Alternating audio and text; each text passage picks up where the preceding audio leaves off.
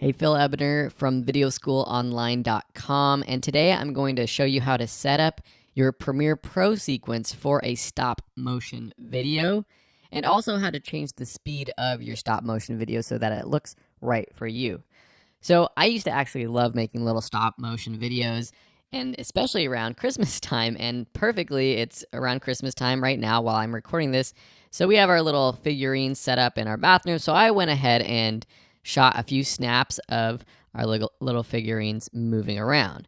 So not the best stop motion ever, but it will show you how you can do stop motion with Premiere Pro. So there's a couple things that you want to do before you even import your photos into Premiere Pro. And so if you open up Premiere Pro, just start a new project, and then go up to Premiere Pro and then your preferences.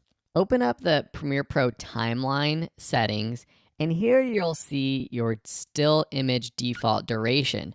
It might be set to 60 or 100 for you. This is the default duration that your photos will be when you place them on your timeline. So for me, for a stop motion, I would like to change this to something faster. Obviously, 100 frames is going to be really long, over a couple seconds depending on your frame rate.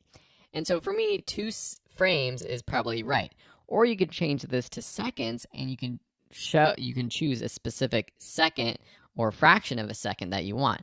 But I'm going to set this at 2 and then click OK. Now let's import our photos. So I'm just going to select all of our photos. Of course, you might want to go ahead beforehand and organize your photos to make sure they look good. And then I'm going to create a new sequence. Typically, when I create a new sequence, I will just drag my media into this new item button to create a new sequence. But the problem with that is that the aspect ratio of my photos is different than the standard aspect ratio of a video. So I'm going to undo that and actually just delete this sequence.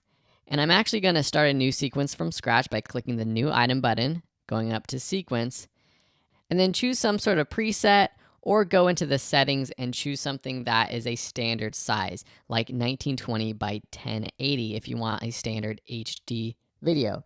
And for time base, choose 23976. I think that looks good for stop motion. You can do 2997, which is another typical frame rate for videos, but 23976 is fine.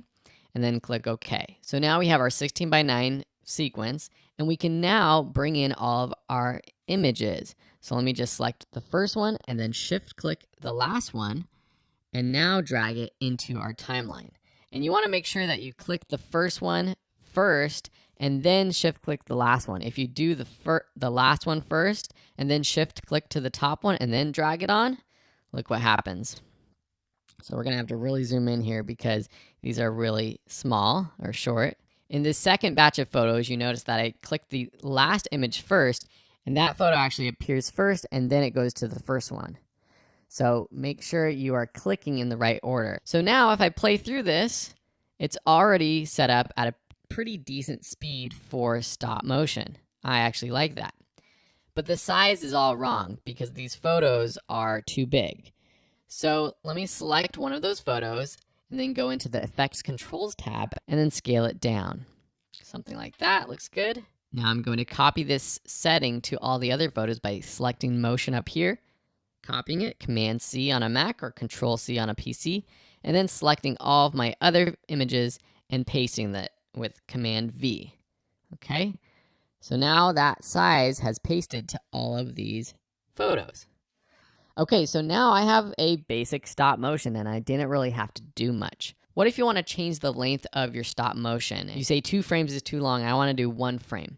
Well, what you're going to have to do is go into the Premiere Pro settings, go into preferences, timeline, change this to 1 second. But if I do that, and I take all my photos now and bring them in to my timeline, nothing changes. And that's because you have to re-import your photos after you've changed that setting. So let me put all these photos in a folder so we know what we're working with. So this is, let me rename this to 2 frames. Now let's create another folder for 1 frame.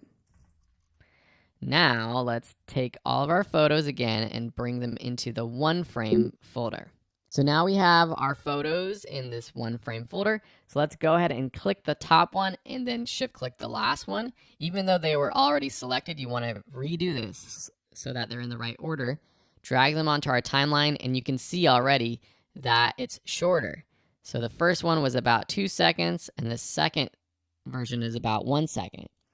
I can still paste the settings for the size to these photos because I still have it copied. So Command V will paste those settings. And now if I play through that, you can see what you like.